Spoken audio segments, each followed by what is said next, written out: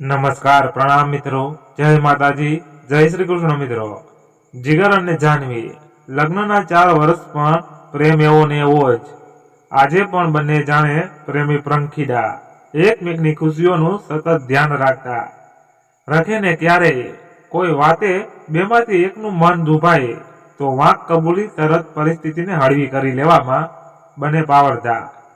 જીવન રાહ પર ખાડા ટેકરા આવવા તો સામાન્યની વાત હતી, પરંતુ વિધાતાને કંઈક ઓર જ મંજૂર હતું। આ પ્રેમી પંખીડાઓ પર દુઃખનો પહાડ તૂટી પડ્યો।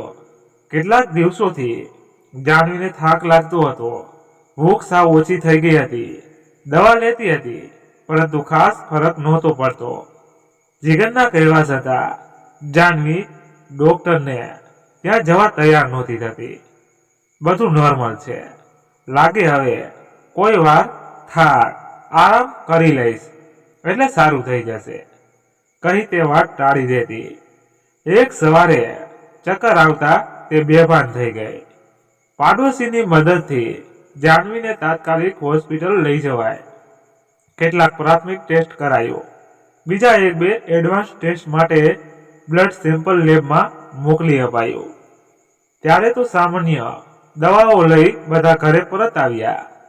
ડોક્ટરે 1 અઠવાડિયા પછીની અપોઇન્ટમેન્ટ આપી હતી।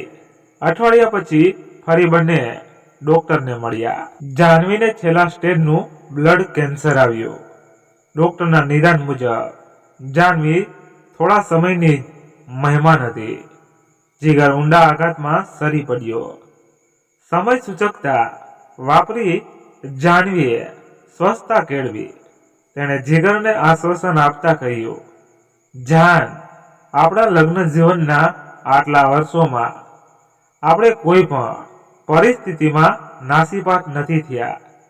જે થયું તે ભગવાનની મરજી સમજી અપનાવી લઈએ તો જે થોડા દિવસો આપણે હજી સાથે રહી શકીશું તેને સહજ બનાવી શકીશું। જાનુ, તું કેટલી સહજતાથી કહી રહી છે, હું તારી જેમ સ્વસ્થ નથી થઈ શકતો। થવું પડશે, તારે તારી જાતને સંભાળવી પડશે મારા માટે। આટલું કહેતા જાનવીએ જીગરને પોતાની બાહોમાં જકડી લીધો। બંને ખૂબ જ રડ્યા। ચાલ, શું થયું છે તે ભૂલીને આપણે શું કરી શકીએ તે વિચાર। દિવસ થોડા છે, તારે મને રડાવ્યા જ કરવી છે, જાનવીએ જીગરને સાંત્વના આપી। ખરેખર આવા સમયે પણ જાનવી ખૂબ જ સ્વસ્થતા કેળવી રહી હતી। જાન, તું શું બોલે છે? હું અને તું રડાવું શક્ય જ નથી। મારે માટે તારું એક એક આંસુ ખૂબ જ કિંમતી છે। તો પછી ચાલ, સ્વસ્થ થઈ જા। જોઉં, ચાલ, આજે આપણે મંદિરે જઈને ભગવાનનો આભાર માનવાની વાત કરે છે। જીગર થોડો અકળાયો। જો મારી વાત ધ્યાનથી સાંભળ, દરેક વ્યક્તિનું વહેલું કે મોડું મૃત્યુ નક્કી જ હોય છે। પોતાના મૃત્યુનો સમય કોઈને ખબર નથી હોતી। અચાનક મૃત્યુ થાય ત્યારે જીવનમાં ઘણું બધું રહી જાય, છૂટી જાય। કોઈ સપનું અધૂરું રહી જાય તો કોઈની ઈચ્છાઓ રહી જાય। ભીની આંખે નીચું જોઈ બેઠેલા જીગરનો હાથ પોતાના હાથમાં લેતા, જાન, તું સાંભળે છે ને મારી વાત સમજે છે હું શું કહું છું?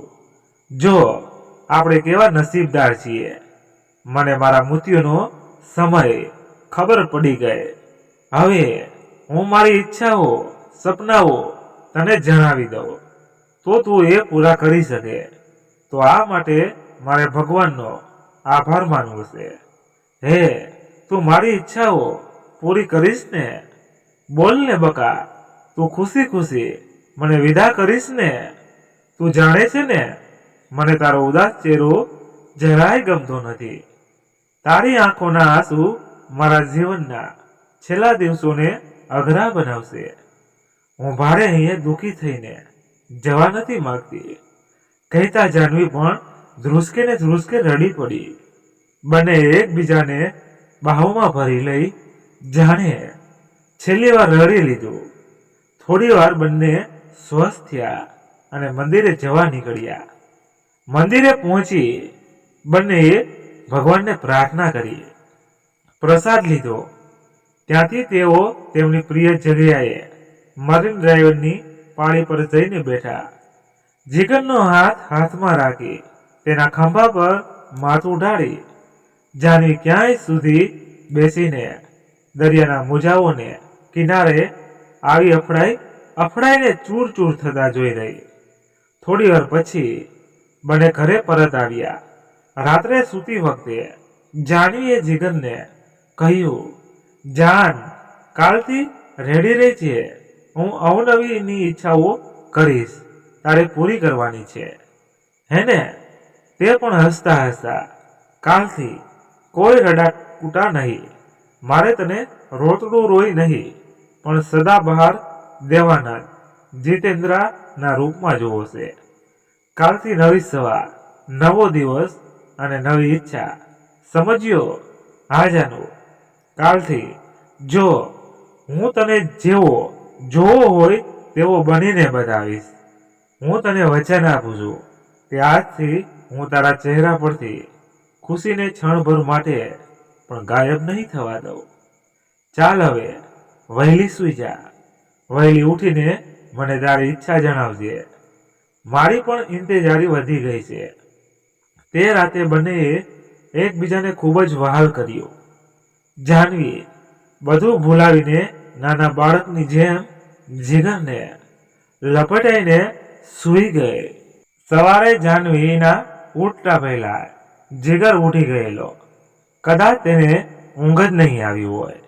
ગુડ મોર્નિંગ જાન કહેતા જીગરે જાનવીના કપાળ પર વહાલ ભર્યું એક મીઠું મધમતું ચુંબન કર્યું. સરસ સ્મિત સાથે જાનવીએ પણ જીગરને બહાર ભેળી. ચાલો મેડમજી, ઉઠો, ચા તૈયાર છે ને? હા, આ જીન પણ તમારી ઈચ્છા પૂરી કરવા તૈયાર છે. બંને હસીને ચા નાસ્તો પધાવ્યો. જાનવી નાહીને સરસ મજાની હલકા ગુલાબી રંગના ચૂડીદાર કુર્તો પહેરી તૈયાર થઈ ગઈ. બે ઘડી જીગર તેને જોતો રહી ગયો. જીન, મેરી એક ખ્વાહિશ હૈ. સભોન થઈ તરત જ, બોલો મેરે આકા.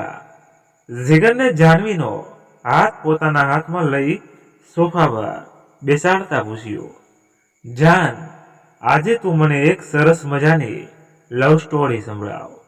પણ એક સરળ એ સ્ટોરીમાં ક્યાંય દુઃખ, દર્દ, રડવું, વેદના એવું કાંઈ ના હોવું જોઈએ. વાર્તા આવીને કેમ કરતા આવડે એ જ તો હવે મારી ઈચ્છા પૂરી તો કરવી જ પડશે ને, કહેતા જાનવી ખિલખિલા હસી પડી. તેનું હાસ્ય જીગરને પ્રફુલ્લિત કરી ગયું. જો બીજી પણ એક શરત છે, તું જે વાર્તા કહે તેવો જ માહોલ પણ હોવો જોઈએ. અરે, તું મને અઘરો ટાસ્ક આપી રહી છે. Okay, challenge expect madam. ચાલ ગાડીમાં બેસ. થોડી વાર બંને એક નાના સરખા કેફે પર પહોંચ્યા. એક ખૂણાનું ટેબલ લઈ બંને બાજુ બાજુમાં બેઠા. હવે જીગરે વાર્તા શરૂ કરી. જાન, ધ્યાનથી સાંભળજે. છેલ્લે તારો અભિપ્રાય આપજે કે વાર્તા અને માહોલ બધું મેચ થયું ને? થયું તો ગમ્યું કે નહીં? જીગરે વાર્તા શરૂ કરી. એક નાનું સરખું કેફે. બેસવાનું સરસ એટલે યુવક યુવતીઓની આવન જાવન વધારે. હું ત્યાં બેસીને કોફી પીતા પીતા મારા વાંચનનો શોખ પૂરો કરતો. ક્યારેક લખવાનું કાર્ય પણ ત્યાં જ પૂરું થઈ જતું. અહીંનો મેનેજર અને સ્ટાફ પણ મને સારી રીતે ઓળખી ગયેલા. લગભગ રોજ બપોરે 2 થી 4 2 કલાક હું ત્યાં જ હોઉં. મારા અહીં આવ્યાના થોડા સમયમાં મારા માટે મસ્ત ગરમા ગરમ કોફી મારા ટેબલ પર આવી જાય. કોઈ વાર કોમ્પ્લિમેન્ટરીમાં કૂકીઝ પણ આપે. થોડા દિવસો પછી એક દિવસ મારું ધ્યાન ગયું કે મારા ટેબલની એક બાજુ છોકરો અને બીજી બાજુના ટેબલ પર એક છોકરી રોજ આવે છે. તે બંને કેફેમાં વારાફરતી આવે, આઈસ્ક્રીમનો ઓર્ડર આપે. બંનેની આઈસ્ક્રીમની ફ્લાવર પણ સરખી. બેમાંથી જે પહેલા ઓર્ડર આપે બીજું પણ તે જ ઓર્ડર આપે.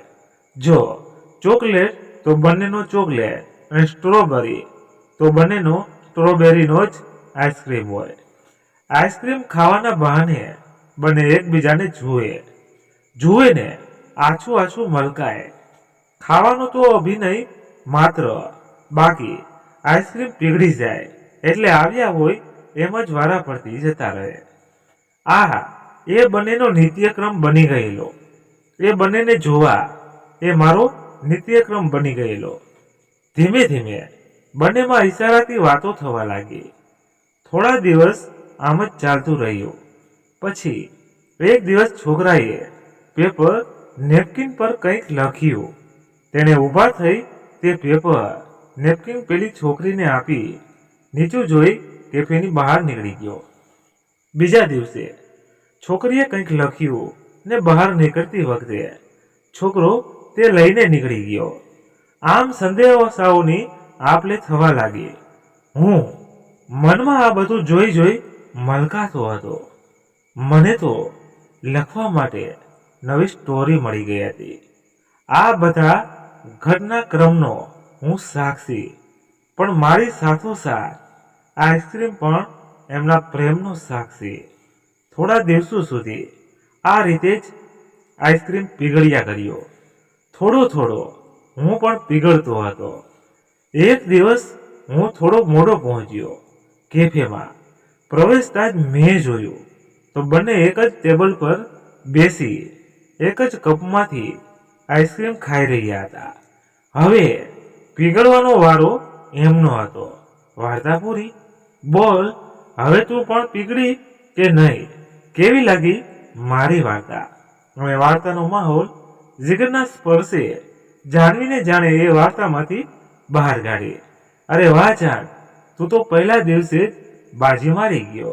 खूब सरस जिन, आपसे हम बहुत खुश हुए। अब हमारे लिए भी एक आइसक्रीम मंगवाया जाए।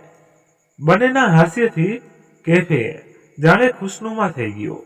अरे वाह सरस, शू सरप्राइज छे? कही दઉં तो सरप्राइज केवुं? तेना माटे तो तमारे बहार आववुं पड़शे। चाल फटाफट तैयार थई बहार आव।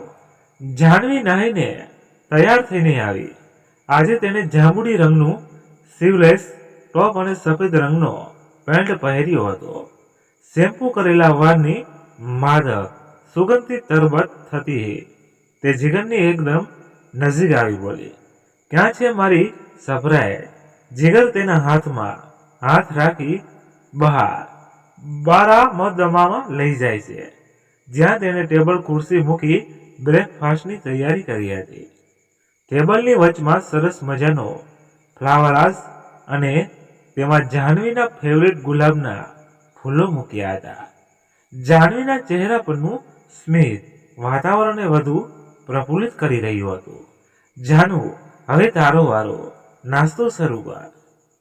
अने तारी आजनी इच्छा शुं छे ते जणाव। मारे ते माटे पण व्यवस्था करवी पड़शे ने।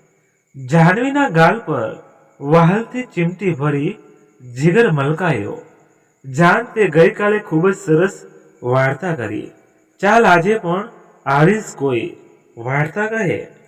तू मने वार्ताकार बनावीने ज जपशे एमने? सारू चाल सांभळ। अमितनी ऑफिसमां बोसना जन्मदिवसनी खुशीमां अचानक अर्धा दिवसनी रजा जाहेर थई। रोज 9 થી 7 ની नौकरी, उपरथी बीमार बापूजीनी देखरेख। नौकरीना समय दरमियान पत्नी अवनी बधु साचवी लेती। अवनी स्वभावे ओछा बोली, शरमाळ पण हसमुखी। सासू वगरना घरमां तेणे जवाबदारी घणी सारी रीते उपाड़ी लीधी हती। लग्नने वरस ज थयेलुं। बंनेनुं लग्न जीवन आम तो सारी रीते चाली रह्युं हतुं। पिताजीनी जवाबदारी अने नौकरीना कारणे अवनीने समय नहोतो अपातो। एनो अमितने रंज रहेतो। युवानीना थनगडाट पर जवाबदारीओनो भार वधी गयेलो। एक दिवस अचानक मरेली રજામાં અમિતે આ તક ઝડપી લેવાનું વિચાર્યું, પણ પિતાજીનો વિચાર આવતા તે ફરી નિરાશ થયો. એમને એકલા મૂકી શકાય એમ ન હતું. અમિતે એ જ શહેરમાં પરણીને સ્થાયી થયેલા મોટી બહેનને થોડા સંકોચ સાથે વાત કરી. મોટી બહેને અમિતને બહાર જવાની અનુમતિ આપતા કહ્યું, તમે બંને બાપુજીની જરાય ચિંતા કરશો નહીં. હું આવું છું. હું બાપુજીનું બરાબર ધ્યાન રાખીશ. અમિત તો ખુશ થઈ ગયો. તેણે અવનીને ફોન કરીને તૈયાર રહેવા જણાવ્યું. પછી તેણે 3 થી 6 શોની મૂવીની ટિકિટ બુક કરાવી દીધી. અમિત ઓફિસેથી ઘરે પહોંચ્યો. ત્યાં સુધી અવનીએ મોટી બહેન અને બાપુજી માટે રસોઈ બનાવી દીધી. બંને ફટાફટ તૈયાર થયા. ત્યાં સુધીમાં મોટી બહેન પણ આવી પહોંચ્યા. અમિત અને અવનીએ મોટી બહેનનો આભાર માન્યો અને બંને નીકળ્યા. અવની નવી નવેલી દુલ્હન અને અમિત જાણે લબર મૂછ્યો આશિક કંઈક આવી લાગણી અનુભવતા બંને સિનેમા હોલ સુધી પહોંચી ગયા. અવની તો ખૂબ જ ખુશ હતી.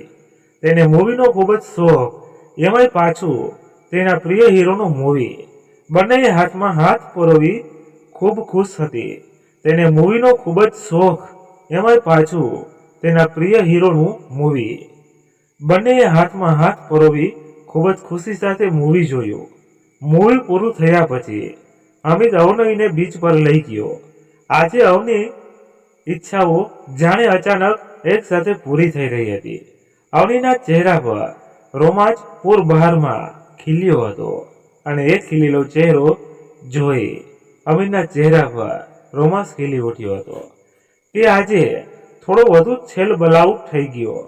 સમયને પૂરેપૂરો માણી લેવાની તેની તાલાવેલી સ્પષ્ટ વર્તાતી હતી. બાઇક પાર્ક કરીને બંને દરિયા કિનારે થોડા ભીની રેતીમાં તો થોડા પાણીમાં પગલાં પડી રહ્યા હતા. સાથોસાથ દ્રશ્ય અદ્રશ્ય લાગણીઓની છોડો ઉછળીને બંનેના તન મનને ભીંજવી રહી હતી. અચાનક અમિતને દરિયા કિનારે સાયકલ ચલાવવાનું સૂઝ્યું. તે જાણતો હતો કે અવનીને પણ આવું બધું ગમતું હતું, પરંતુ ઘરની જવાબદારીની બેડીએ તેના પગ બાંધી દીધા હતા. અમિતે કલાક માટે 2 સાયકલ ભાડે લીધી. બંને દરિયા કિનારે સાયકલિંગ કરવાનો અનેરો આનંદ માણ્યો. સાયકલનું ભાડું ચૂકવી બંને દરિયા કિનારે એક છત્રી નીચે બેઠા. અડોઅડ બેઠેલા બંનેના હોઠ ચૂપ હતા, પરંતુ આંખોને જાણે વાચા ફૂટી નીકળી. પ્રસ્વેટની ખાસમાં પ્રેમનો અમીરસ ભળી ગયો હતો. બીજી તરફ અસ્ત ચાળે જતું સૂર્ય જાણે બંને પર નારંગી રંગની ઓરડીનો છાંયો કરતો હતો. દરિયાના મોજા પણ આજે આ પ્રણયમગ્ન યુગ્નને એકાત આપવા પાછળ હટી ગયા હતા. અવની અને અમિત માટે આજની સાંજ એમના જીવનની એક અનોખી શરૂઆત લઈને આવી હતી. બંને જાણે સમય પાસેથી થોડી ક્ષણો ઉધાર લઈ જીવનભરની ખુશીઓને સમેટી લીધી. જાનું હું પણ બસ આવી જ રીતે જીવનની બધી ખુશીઓને સમેટીને તારા ખોળામાં ભરી દઈશ. આજે ઘડિયાળમાં 10 વાગવા આવ્યા, છતાં જાનવી હજુ ઉઠી નહોતી. જીગર નિત્યક્રમ પરવારી તેની પાસે બેડમાં જ બેઠો હતો. ડોક્ટરના કહ્યા મુજબ જાનવી ખૂબ ઝડપથી મૃત્યુ તરફ વધી રહી હતી. આજે તેની આંખો નીચે કુંડાળા દેખાવા લાગ્યા હતા. થાકને કારણે તે હજી ઉઠી નહોતી. જાનવી સૂઈ ગઈ હોય તે સમય દરમિયાન જીગર મન ભરીને રડી લેતો. તેણે જાનવીને હસતા હસતા વિદાય કરવાનું વચન જો આપ્યું હતું. જાનવીની આ બીમારી જીગરના શરીરમાં પણ અસર ઉપજાવી રહી હતી. તે પણ અંદરથી ભાંગી ગયો હતો. જીવનના રંગમંચ પર તે હવે બેવડી ભૂમિકા ભજવી રહ્યો હતો. જાનવી થોડી સળવળી. જીગર સભાન થઈ ગયો. અરે જાનુ, આજે ઉઠવાનો વિચાર છે કે નહીં? કે પછી આજે મને પેલા ટાસ્કમાંથી છૂટી? હસીને તેણે જાનવીને બાદ ભરીને તે એક કુશળ અભિનેતાના પાત્રમાં આવી ગયો. ના, એવું વિચારતો પણ નહીં. મને તો તારી વાર્તાઓ ખૂબ જ ગમે છે, અને વધારે તો એ તારા મોઢે સાંભળવું વધારે ગમે છે. સારું, ચાલ, ધીમે રહીને તૈયાર થઈ જા, પછી સાથે જમવા બેસીએ. આજે તારી પ્રિય ખીર બનાવી છે. ઠીક છે, પણ વાર્તા કહેશે તો જ જમીશ. અરે, એક ઓર વાર્તા. બાપ રે, ચાલ હું વિચારું, તું રેડી થા. કહી જીગરે જાનવીને બાથરૂમ સુધી દોરી. આજે જાનવીએ ગોલ્ડન બોર્ડરવાળી સફેદ મેક્સી પહેરી હતી. અદલ ચાંદની જોઈ લો. જીગર ડુસકું ગળી ગયો. થોડી વાર બંને જમવા બેઠા. જીગરને એક બીજી વાર્તા શરૂ કરી. લગભગ 3-4 મહિનાથી સુજલ નોકરી લાગી હતી. માધવપુર ગામથી તે નોકરીના સ્થળે જવા બસ સ્ટેશનથી બસ પકડતો. રોજ સવારે 9 વાગે ટિફિન લઈને નીકળી જતો અને રાત્રે 8 વાગે ફરી ઘરે પહોંચી જતો. સુજલને આમે ટ્રાવેલિંગ ખૂબ ગમતું. બસની ઝડપ સાથે રસ્તાની બાજુએ સ્થિર ઉભેલા ઝાડવાઓની રફતાર જોવી તેને વધારે ગમતી. ચોમાસું બેસી જતા વરસાદમાં ભીંજાતા વૃક્ષો તેને ખૂબ જ ગમતા. વરસાદમાં નાહી ધોઈને ઉભેલા વૃક્ષો જાણે તેનું અભિવાદન ન કરતા હોય. સુજલ બસમાં ચઢે તેના પછીના સ્ટોપ પરથી સુરભી તે જ બસમાં ચડતી. બસની સફર દરમિયાન બંનેની આંખો મળી હતી. ધીમે ધીમે દોસ્તી અને દોસ્તી ક્યારે પ્રેમમાં પરણાવી બંનેને ખબર ના પડી. ખૂબ જ ટૂંકા ગાળામાં બંને એકબીજાની નજીક આવી ગયેલા. સુરભી નટખટ અને ઊંચા સપનાઓ જોવાવાળી હતી, જ્યારે સુજલ શાંત અને ઠરેલ હતો. સુજલ માટે પાણીના ફોરાને મોં પર ઝીલવા, ભીની માટીની સોડમને હૃદયમાં ભરવી, હરિત વનરાજીના મન ભરીને માણી લેવી, એ જીવન હતું. જ્યારે સુરભી માટે ભૌતિક સુખ સગવડો જ જિંદગી હતી. સુજલ હંમેશા કહેતો કે વરસાદની ઋતુ તો ભીંજાવા માટે જ આવે છે. ચોમાસું તો કોઈની સાથે મળીને ભીંજાવાની મોસમ છે. પણ સુરભીને મન ચોમાસાની ઋતુ એટલે કાદવ કીચડની ઋતુ. મોંઘી બ્રાન્ડના કપડાં ખરાબ ન થઈ જાય તે માટે તે વરસાદના બહાર નીકળવાનું પણ ટાળતી. કદાચ શારીરિક આકર્ષણ અને ઉગતી ઉંમરના સ્પર્ધાઓને બંનેને નજીક લાવી દીધા હશે. સ્વભાવના આવા વિરોધાભાસ છતાં બંને એકબીજાનો સાથ ગમતો હતો. 2 મહિના પછી એ પ્રેમ માત્ર શારીરિક આકર્ષણ સાબિત થયો. જેમ જેમ બંને મળતા ગયા તેમના વચ્ચેનો વિરોધાભાસ વધતો ગયો. થોડા સમય પછી બંને વચ્ચે તણાવ પણ વધવા લાગ્યો. આખરે સુરભીએ એક દિવસ સુજલને કહ્યું, સુજલ, મને હવે બીજી નોકરી મળી ગઈ છે. હવે હું આ બસમાં નહીં આવું. સુજલ તેની વાતનો મર્મ સમજી ગયેલો. આમ પણ છેલ્લા અઠવાડિયાથી સુરભી તેની સાથે છેડો કરતી રહી હતી. તેણે સુરભીને કહ્યું, વાંધો નહીં સુરભી, આમાંય આપણે એક બસમાં મુસાફર છીએ નહીં. કદાચ આ જન્મે આપણું મિલન શક્ય નથી. આ જન્મે હું આ વિયોગ સહન કરી લઈશ. હું તો આપણા પ્રેમના વરસાદમાં ભીંજાયેલી તરબત થયેલી યાદોને સાથે લઈ જીવનમાં આગળ મુસાફરી કરતો રહીશ. તને તારી હવે પછીની નવી સફર મુબારક.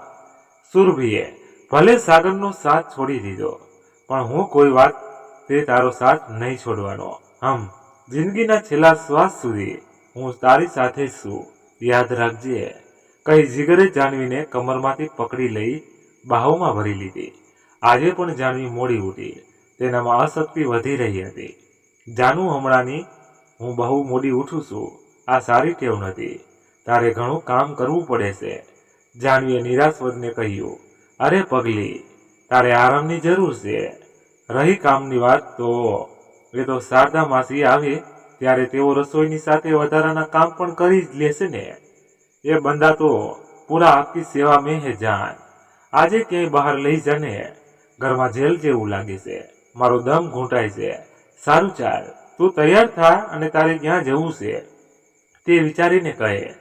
જાનવી થકાનના કારણે જેવું તેવું નાહીને તરત નીકળી ગઈ. કબાટમાં સામે જ પડેલો આસમાની કલરનો નવો કુર્તો કાઢ્યો, માંડ પહેર્યો. જીગર ત્રાસી નજરે બધું જોતો હતો. તેણે તરત જાનવીનું ધ્યાન પોતાના તરફ ખેંચ્યું. ચાલ, આજે હું તારા વાળ ઓળી આપું. તને યાદ છે, ઘણા સમય પહેલા તારો હાથ દુખતો હતો ત્યારે મેં તને ચોટલો ગૂંથી આપ્યો હતો. આમ કહેતા જીગરે કાંસકો લઈ જાનવીના વાળ ઓળવા શરૂ કર્યા. જીગર, શું કરે છે?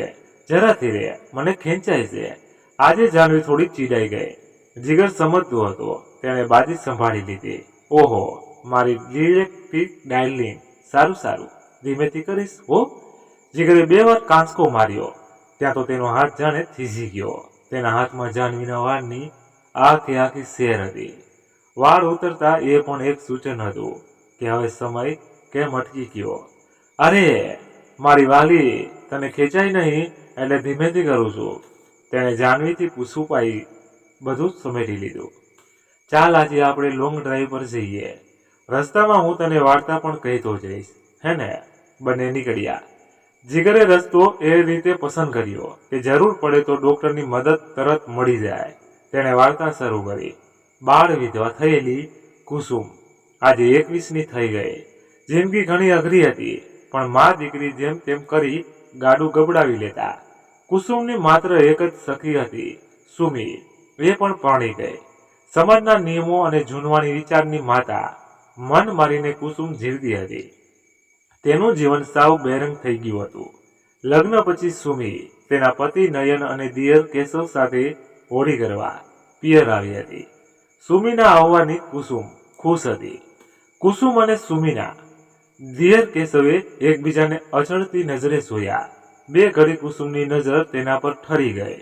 તરત જ સભાન થઈ પોતાની જાતને જ સમજાવી. કુસુમે નજર નીચી કરી લીધી. કેશવના મનમાં કુસુમ વસી ગઈ. તેણે સુમીને આ બાબતે પૂછ્યું. ત્યારે સુમીએ કુસુમની બધી આપવીધી જણાવી. કેશવના મનમાં કુસુમ પ્રત્યે કુણી લાગણીઓ જન્મી. તેણે સુમી પાસેથી બધું વિગતે જાણી લીધું. હવે તે મનથી વધુ સુનિશ્ચિત હતો કે તેણે શું કરવું છે. ધૂળેટીના દિવસે બપોર પછી કુસુમ ઓસરીમાં બેઠી હતી. ત્યાં સુમી તેના પતિ અને કેશવ સાથે આવી. કુસુમ ઊભી થઈ ઘરમાં જ જતી હતી. ત્યાં સુમીએ તેને રોકી. ઊભી રહે. સુમી, ક્યાં જાય છે? અહીં આવ, અમારે તારું કામ છે. હજી તો કુસુમ કંઈ સમજે એ પહેલા જ કેશવે તેની માંગ ભરી દીધી અને તેને હેપી હોલી કહ્યું. કેશવે કુસુમના બેરંગ જીવનમાં જાણે રંગોનો રસ થાળ ભરી દીધો. કુસુમના જીવનમાં આ વર્ષની હોળી સાચા અર્થમાં કાયમી રંગોની હોળી બનીને રહી ગઈ. વાર્તા તો પૂરી થઈ ગઈ, પણ જાનવી કશું વિચારમાં હતી. શું વિચારમાં પડી ગઈ? જાન, કુસુમના બેરંગ જીવનમાં તો સુમીના દિયરે એટલે કે કેશવે રંગ ભરી દીધા, પણ મારા ગયા પછી. જીગરે તેના હોઠ પર હાથ મૂકી તેને આગળ બોલતા અટકાવી. મારે આ બાબતે તારી કોઈ વાત નથી સાંભળવી. ચાલ, હું સામેથી કીટલીવાળાની ચા લઈ આવું. બંને મસ્ત આદુ મસાલાવાળી ચા પીએ અને મસ્ત વાતો કરીએ અને ખુશ થઈએ. ચાની લહેત જ માળી બંને ઘરે ગયા. જાનવી ઘણી થાકી ગયેલી જણાતા જીગરે તેને થોડું જમાડી દવા આપી અને સુવાડી દીધી. જાનવી ભર ઊંઘમાં આવી ગયાની ચોકસાઈ કરી પછી જીગરે ડોક્ટર સાથે વાત કરી. છેવટે આખા દિવસના રોકી રાખેલા પૂરને તેને વહાવી દીધું. વહેલી સવારે અચાનક આંખ ખુલી જતા જીગરે જોયું તો જાનવી જાણે સાવ નિશ્ચિત પડી હતી. જીગર સફાળો બેઠો થઈ ગયો. તેણે જાનવીના નાક આગળ આંગળી રાખી તો તેના જીવમાં જીવ આવ્યો. જાનવીનો શ્વાસ ચાલુ હતો. તેણે તરત એમ્બ્યુલન્સ બોલાવી. હોસ્પિટલ પહોંચતા જાનવીની તાત્કાલિક ટ્રીટમેન્ટ શરૂ કરી દેવાય. 2-2.5 કલાક પછી જાનવીએ આંખો ખોલી. જીગરની રડીને હાલત ખરાબ થઈ ગઈ હતી. ડોક્ટરે તેણે પણ દવા આપવી પડી. ડોક્ટરે જીગરને ચેતવ્યો, સમય ઘટતો જાય છે. તારે પોતે ખૂબ સ્વસ્થતા કેળવવી પડશે. તારી તબિયત પણ કથળતી જાય છે. થાક અને દર્દ તારા દિલ અને દિમાગ પર હાવી થઈ રહ્યા છે. આમ જ રહેશે તો તું પણ બીમાર પડી જઈશ. જીગરે ડોક્ટરની વાત પર જરાય ધ્યાન ન આપ્યું. જાનવીએ આંખો ખોલી એટલે જીગર તરત તેની સમીપે પહોંચી ગયો. હવે તું ઓકે છે. સમય પર ટ્રીટમેન્ટ મળી ગઈ. હું તને કશું નહીં થવા દઉં. જીગરે જાનવીનો હાથ પોતાના હાથમાં લઈ ચૂમી લીધો. બસ તું ફક્ત આરામ કર. હાલ પૂરતી તારી કોઈ જીદ નહીં, સમજીને? જો આમ જ તું વચન નહીં તોડી શકે. કોઈ એવી વાર્તા કહે કે જેમાં જાનવીના મોઢામાંથી શબ્દો નીકળતા નહોતા. તે થોથવાતી જીભે જીગરને કહી રહી હતી. પ્રેમ અમર થઈ જતો હતો. બસ જાનુ, બસ હવે તું કંઈ બોલીશ નહીં. તને કેટલો શ્રમ પડે છે. હું વચન પાડીશ, જરૂરથી પાડીશ. આંખોના આંસુ લૂછી જીગરે હિંમત કરી વાર્તા શરૂ કરી. શ્યામના ઘરના આંગણામાં એક બાજુએ મોટું લીમડાનું ઝાડ. શ્યામ અને રાધાના લગ્ન પછી રોજ સાંજની ચા બંને લીમડાની નીચે હિંચકા ઉપર ઝૂલતા ઝૂલતા જ પીએ. આ એમનો નિત્યક્રમ થઈ ગયેલો. રાધાને લીમડાના ગુણ અને ઉપયોગી ઘણી માહિતી. લીમડો કડવો પણ ભારે ગુણકારી એ રાધા સારી રીતે જાણે. લીંબોળીનું તેલ બનાવે, લીમડાનો ધૂપ કરે, લીમડાનો રસ કાઢીને પીએ અને પીવડાવે. આમ આખો દિવસ ઘરમાં ચહેતી રહેતી રાધાને જોતા જોતા શ્યામનો દિવસ પૂરો થઈ જતો. બંને વચ્ચે અનોખી પ્રીત. રાધા ઘણીવાર કડવો લીમડો અને મીઠી પ્રીત એવું કંઈક ગણગણ્યા કરતી. લગ્નના 2 વર્ષે રાધાએ સુંદર દીકરાને જન્મ આપ્યો. દીકરો પણ લીમડાના છાંયે છાંયે મોટો થઈ ગયો. દીકરો પરણ્યાના લગભગ 1 વર્ષ પછી રાધા અચાનક મોટા ગામોત્રે ચાલી નીકળી. રાધા વગરનો શ્યામ સૂન મસ્ક થઈ ગયો. આખો દિવસ લીમડા નીચે બેસી કંઈ બોલ્યા કરે. વહુ દીકરો ધ્યાન રાખે, સમયે સમયે બધું આપ્યા પણ કરે. પણ આ તો એવું હતું કે રાધાનો શ્યામ તો અહીં રહી ગયો ને. એનું મન તો ક્યારનું રાધા ભેગું ચાલી વળેલું. લીમડાનું વૃક્ષ તેમના પ્રેમની સાક્ષી હતું. આખા દિવસમાં એક વાર તો શ્યામ તેના દીકરાને કહી દેતો કે આ લીમડામાં તારી માનો આત્મા છે, એને કદી વાટતો નહીં. રાધાનો વિયોગ શ્યામ વધુ સમય જીવી શક્યો નહીં. એ જ મહિનામાં એ જ લીમડાની નીચે શ્યામે દેહ ત્યજી દીધો. દીકરાએ પૂરી શ્રદ્ધાથી પિતાની બધી વિધિ કરી. તેમની રાખને ગંગાજીમાં પધરાવાને બદલે લીમડા નીચે જ વેરી દીધી. બસ પછી તો દીકરા વહુનો પણ રાધા અને શ્યામની જેમ રોજ સાંજે લીમડાની નીચે હિંચકા બેઠા બેઠા ચા પીવાનો ક્રમ થઈ ગયો. લીમડાના રૂપમાં માતા પિતાના આશીર્વાદ આજે પણ તેમના પર વરસે છે. જીગરને આજે પરાણે પરાણે વાર્તા પૂરી કરી. જાન તું મને કેવી રીતે યાદ રાખીશ. રાધા અને શ્યામનો પ્રેમ તો લીમડાના ઝાડ સાથે અમર થઈ ગયો. આટલું તો જાનવી માંડ માંડ બોલી શકી. બોલતા બોલતા તેને હાંફ ચડી ગઈ. જીગરે તેને થોડું પાણી પીવડાવ્યું. જાનું યાદ તો તેને કરવાના હોય જેને ભૂલી ગયા હોઈએ. હું તો સતત તારી સાથે જ હોઈશ, તને ભૂલું જ નહીં, તો યાદ કરવાનો પ્રશ્ન જ ક્યાં રહ્યો. કહેતા તેણે જાનવીને પોતાની બાહોમાં ભરી ચૂમીઓથી નવડાવી દીધી. જાનવીથી હવે આ વહાલ પણ શરીર પર સહન નહોતું થતું. તેને થાકને લીધે વારવાર બેસૂદ થઈ જતી હતી. ડોક્ટરના કહ્યા મુજબ તેને બેસૂદ રાખવી તેના માટે વધુ સારું હતું. હવે તેની હાલત વધુને વધુ નાજુક થઈ રહી હતી. જેટલો સમય તે ભાનમાં રહેતી તેની પીડાઓ વધતી હતી, જે તેના અને જીગર બંને માટે અસહ્ય બની રહેતું હતું. હોસ્પિટલના બિછાને પડેલી નિસ્તેજ જાનવીને જોઈને જીગરનો શ્વાસ હવે રૂંધાઈ રહ્યો હતો. લગ્નના 4 જ વર્ષમાં તેનું દાંપત્ય જીવન ક્યાંથી ક્યાં આવીને ઊભું રહી ગયું. છેલ્લા 7 દિવસમાં તો તેનું ખિલખિલાટ કરતું જીવન બેસૂદ થઈ ગયું. જાનવી મોટા ભાગે ઘેરમાં જ રહેતી હતી. ક્યારેક થોડી વાર માટે આંખો ખોલે તો જીગરને જાણે આખરી વાર મન ભરીને જોઈ લેવા માંગતી હોય તેમ નીતરતી આંખે પણ એક ટક જોઈ રહેતી. હવે થોડું ઘણું બોલવા જેટલી પણ શક્તિ બચી નહોતી. જીગર પણ તેનો હાથ પકડી તેને સતત હૂંફ આપતો, જાણે તેની સાથે જ હોવાની ખાતરી આપતો. હવે બંનેની વાતો આંખોથી થતી. જાનવી તેની આંખોથી કહી રહી હતી કે તે ખુશ છે. જીગર સાથેના તેના ટૂંકા ગાળાના લગ્ન જીવનમાં તેને કોઈ ફરિયાદ નહોતી. જીગર તેના માટે તેનો ઉત્તમ પતિ અને સર્વોત્તમ મિત્ર સાબિત થયો. જીગર તેની આંખોની ભાષા સારી રીતે સમજતો હતો. જાનુ, તું મારી બેસ્ટ વાઇફ છે, તું મારી વર્લ્ડ બેસ્ટ મિત્ર પણ છે. મને પણ તારા માટે કોઈ ફરિયાદ નથી. હા, તું આ રીતે મને છોડી દેશે એવો અંદાજો નહોતો, પણ ખેર વિધાતાને જે મંજૂર. પણ હું તને આમ છોડી નહીં દઉં. આ તો આપણો હજી પહેલો જન્મ છે. હજી બીજા 6 જન્મ આપણે સાથે જ વિતાવીશું, સમજી. જીગર અને જાનવી પાસે હવે આંસુ અને આશ્વાસન સિવાય કોઈ ઉપાય રહ્યો નહોતો. અચાનક જાનવીએ આંખો બંધ કરી દીધી. તેનો હાથ જીગરના હાથ પર હલકા દબાવ સાથે પકડાયેલો રહી ગયો. જીગરના હૈયામાં એક ધ્રાસકો પડ્યો. તેણે નર્સને બૂમ પાડી, નર્સ, નર્સ, જાનુ, જાનુ, કંઈક તો બોલ, આંખો ખોલ. જાનુ. જીગરે જાનવીને ઢંઢાળવાનો પ્રયત્ન કર્યો. નિરાશ થયો, હાફળો ફાફડો થતો તે કંઈ બોલે એટલામાં ડોક્ટર આવ્યા. તેમણે ઝડપથી બધું ચેક કર્યું, પણ તેમના ચહેરાની નિરાશા સાફ દેખાતી હતી. જીગર ભાંગી પડ્યો. તે જાનવીનો હાથ પકડી ધ્રુસકે રડવા લાગ્યો. ડોક્ટરે તેના ખંભા પર હાથ મૂકતા કહ્યું, જીગર, હિંમત રાખ.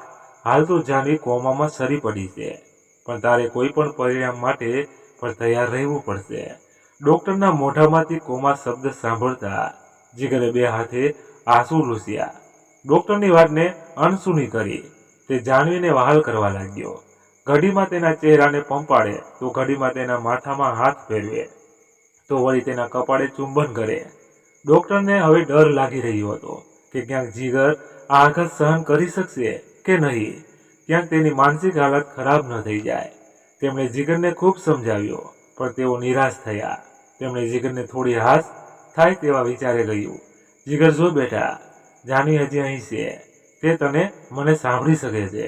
તું આમ રડતો રહીશ તો તે પણ દુઃખી થશે. ચાલ, જાનવી માટે પણ તારે સ્વસ્થ થવું જ પડશે. ડોક્ટરની વાત સાંભળી અચાનક જીગરના મનમાં કંઈક ચમકારો થયો. તે ફટાફટ ઊભો થયો.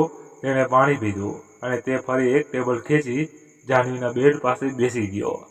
તેણે જાનવીનો હાથ પોતાના હાથમાં લીધો. જાનવીના માથે હાથ ફેરવતા તે બોલ્યો, જાનુ, જાનુ, તું મને સાંભળે છે? જો તું મને સાંભળતી હોય ને તો ઈશારો આપજે હો. જો મેં વચન આપ્યું હતું, હું વચન નહીં તોડું. જો હું તેવી જીતેન્દ્ર જેવી મસ્ત સ્માઇલ કરું છું. જો જે હો રોતડું મોટું નથી લાગતું. એવામાં જાનવીએ જીગરના હાથમાં રહેલો હાથ જરા હલાવ્યો. જીગર તો ખુશીનો માર્યો ફરી રડી પડ્યો. તેણે હસતા રડતા મિશ્રિત ભાવો સાથે નર્સને બોલાવીને કહ્યું કે, જોયું સિસ્ટર, તમે જોયું? મારી જાનવીએ હાથ હલાવ્યો. તે મને સાંભળે છે. નર્સ પણ આંસુ લૂછતા જીગરને આશ્વાસન આપી બાજુ પર ખસીને ઊભી રહી.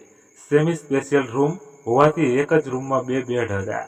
બીજા બેડ પર એક પ્રોઢા તેમના ઓવરીના કેન્સરની સારવાર લઈ રહ્યા હતા. છેલ્લા 7 દિવસથી તેઓ પણ જીગર અને જાનવીના આ અતૂટ પ્રેમ અને અકથ્ય દર્દના સાક્ષી હતા. તેઓ પણ મોઢે રૂમાલ રાખી રડી રહ્યા હતા.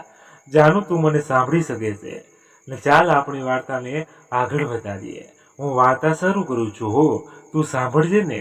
પણ જો આજે મારી એક શરત છે ને, એ તો તારે માનવી જ પડશે. જો હું વાર્તા શરૂ કરું તેમાં તારે વચ્ચે વચ્ચે મને સંકેત આપતા રહેવાનો કે તું સાંભળે છે હો ને? જાનવીએ જરા હાથ હલાવ્યો. જીગરના મોઢા પર એક આશાનું કિરણ જન્મી ગયું. તેને થોડી રાહત થાય. બસ જાનુ, આવી જ રીતે મને સાથ આપજે. ને હા, તારે વાર્તા આખી છેલ્લે સુધી સાંભળવી પડશે. હું મારા વચન પાડું છું. તારે પણ આ શરત પાડવી પડશે. જીગર ફરી ડૂસકું ગળી ગયો ને નર્સના પગ પર આજે કમરામાં જડાઈ ગયા હતા. સમય જાણે ત્યાં થંભી ગયો હતો. બહાર વાતાવરણમાં અચાનક પલટો આવ્યો. ઠંડી હવા ચાલવા લાગી. વગર મોસમના વાદળો ચડી આવ્યા. પવનના કારણે બારી અફડાવા લાગી. બારીના અવાજથી જીગર ચોંક્યો.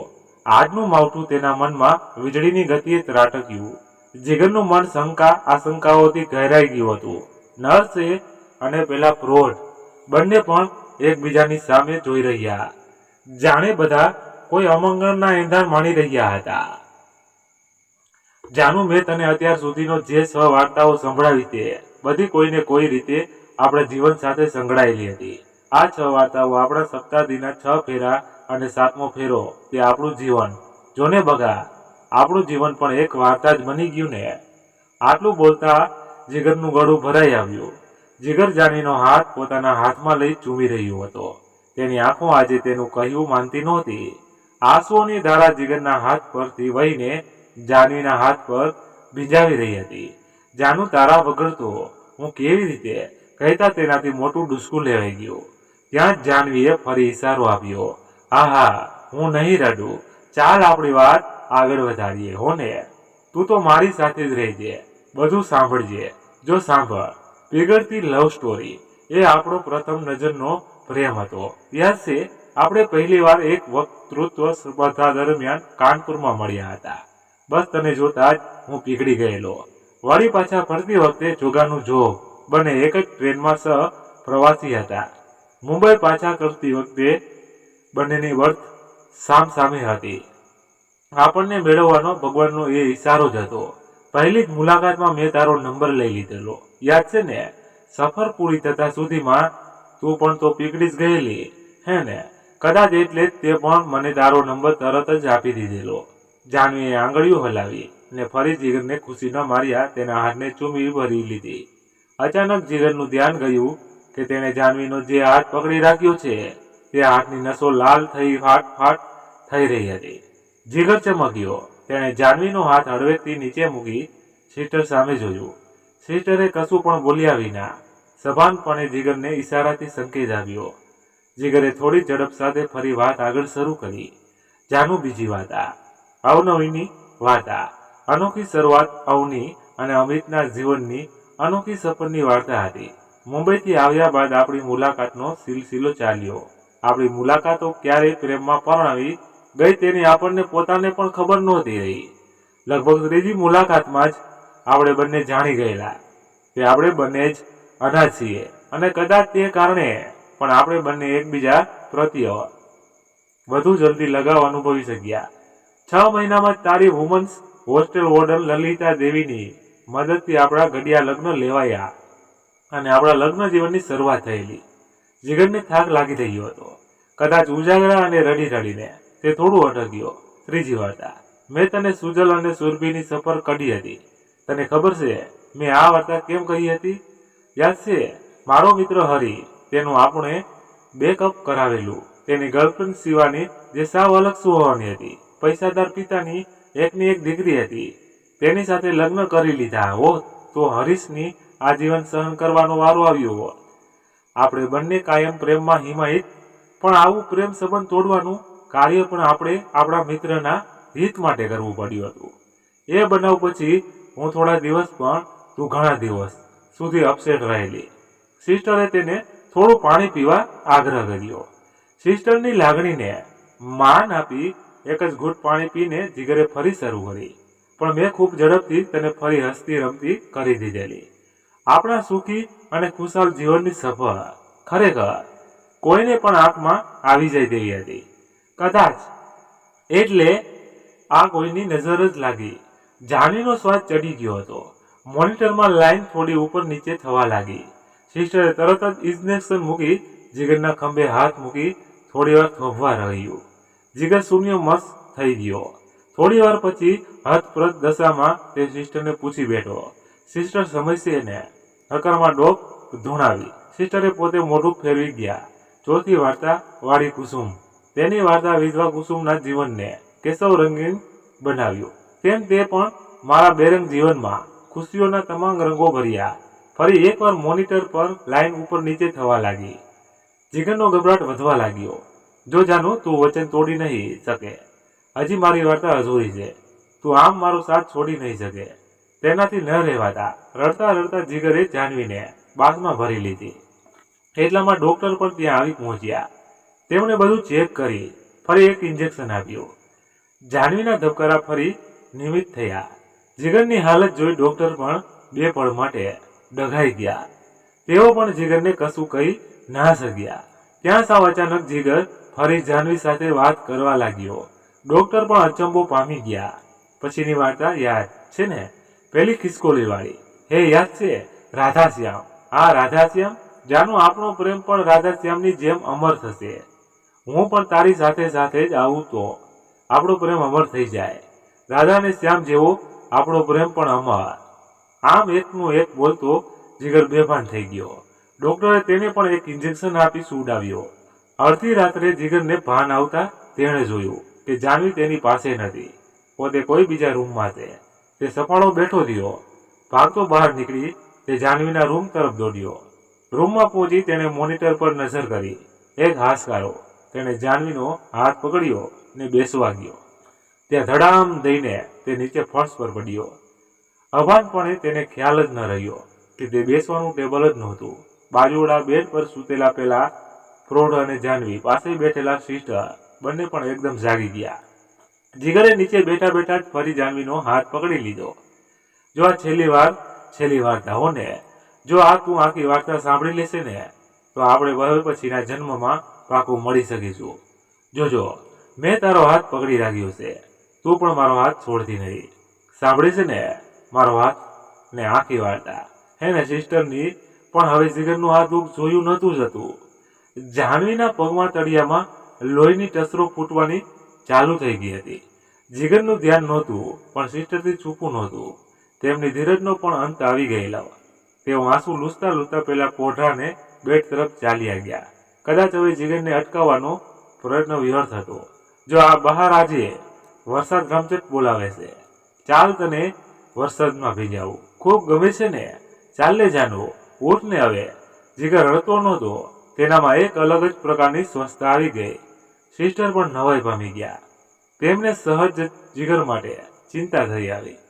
જો આને માવઠું કહેવાય. અત્યારે ચોમાસું નથી, છતાંય વરસાદ આવ્યો. તારી કોઈ આ જવાની ઉંમર છે, તોય તું તો આ આપણા જીવનનું માવઠું થયું ને. જો આમ અચાનક તું બસ શોર્ટ નોટિસ આપી ચાલી જાય, ખોટું કહેવાય. હું તને એમ નહીં જવા દઉં જાનું, હું નહીં જવા દઉં. આ માવઠામાં બે સાથે ભીંજાશું. તું મારો હાથ પકડી રાખજે ને. જીગર એક ટક જાહ્નવીના ચહેરાને અને તેના હાથને વારવાર જોઈ રહ્યો હતો. જો તું ક્યારની કંઈ બોલતી નથી, કોઈ ઈશારો પણ આપતી નથી. તું આમ કરશે તો તે મને દગો આપ્યો કહેવાશે. જો જાનુ, આવું ના કરાય. જો મારો પ્રેમ ખરેખર સાચો હોય તો હજી એકવાર તું ઈશારો આપ. જાનુ, મારી જાનુ. બસ એક ઈશારોને જાહ્નવીએ અચાનક આંખો ખોલી. બંનેની નજર મળી. અશ્રુ ધારાઓમાં ક્યાંક આજે બધું તણાઈ ના જાય. ઓ મારી જાન, મારી જાનુ, હું જાણતો હતો તું આંખો ખોલશે. તું મને જોયા વગર જઈ પણ કેવી રીતે શકે? મને ખાતરી હતી કે તું મને ક્યારેય દગો આપી નહીં શકે. તું બસ આમ જ હાથ ઝીલી રાખજે. આપણે બે સાથે જ ભીંજાશું. આપણો સપ્તદીનો આ 7મો ફેરો. બસ હવે 7 પગલા સાથે ચાલી ને 7 જન્મનો સાથ પામીશું. ઓ મારી જાનુ, આઈ લવ યુ સો મચ. ને અચાનક જાહ્નવીની આંખો બંધ થઈ ગઈ. તેનું ડોકું જીગર બેઠો હતો તે તરફ ઢળી પડ્યું. મોનિટરમાં લાઈન સીધી લીટીમાં આવી ગઈ. સિસ્ટરે ડોક્ટરને બોલાવ્યા. ડોક્ટર આવ્યા, પરંતુ હવે જાહ્નવી નહોતી. ડોક્ટરે જીગર તરફ નજર કરી. તેણે હજી જાહ્નવીના હાથને પકડી રાખ્યો હતો. ડોક્ટરે ખંભા પર હાથ મૂકી જીગરને હલાવ્યો, પરંતુ નીચે બેઠા બેઠા હાથમાં રાખી જીગરે જાહ્નવીના બેડ પર જ માથું નાખી દીધું હતું. ઓહનો કહેતા ડોક્ટરની આંખો પણ આજે ભરાઈ આવી. પ્રેમી પંખીડાને સોએ ભગ્ન હૃદય અશ્રુભીની વિદાય આપી. મિત્રો, વાર્તા અહીં પૂર્ણ થઈ. આશા રાખું છું કે તમને ગમી હશે અને તમારે વાર્તા વિશે શું કહેવું છે એ કોમેન્ટમાં જણાવજો. અને પસંદ આવી હોય તો લાઈક કરી તમારા મિત્રો સાથે શેર કરજો. ધન્યવાદ. ફરી મળીએ નવી વાર્તા સાથે. ત્યાં સુધી બધા મસ્ત રહો, તંદુરસ્ત રહો. જય માતાજી, જય દ્વારકાધીશ. હર હર મહાદેવ, મહાદેવ, મહાદેવ. જય શ્રી રામ, જય બજરંગ બલી. તો મિત્રો, આ છે પ્રેમ.